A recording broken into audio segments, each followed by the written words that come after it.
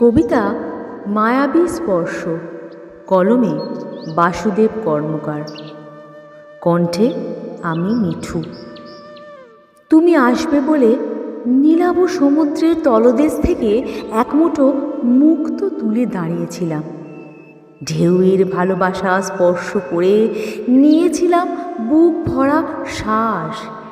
বালুকা ভরা তটভূমিতে আমি একা ছিলাম অপেক্ষাতে। গর্জন করা ঢেউয়ের দল আছড়ে পড়ে স্পর্শ করে মোর পদতল। দুবাহু বাড়িয়ে জড়িয়ে ধরে বলেছিল তারা মোরে, আসবে না সে হেথা। ফিরে যাও হে লাবণ্য, কেন করো অপেক্ষা বৃথা? হারিনি আমি, শুনিনি ঢেউয়ের কথা। আমি দাঁড়িয়েছিলাম একা, স্পর্ধা ভরে দু চোখ তুলে বলেছিলাম তারে, আসবে তুমি মোর কাছে, আসবে তুমি স্বপ্ন ভেজা ফুলের গন্ধ হয়ে।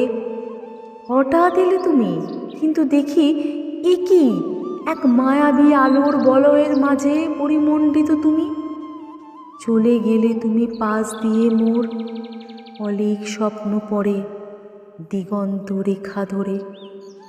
স্পর্শ হলো না মোর, স্বপ্নে মাখা মায়াবী আলোয় কাটলো যে মোর ঘোর।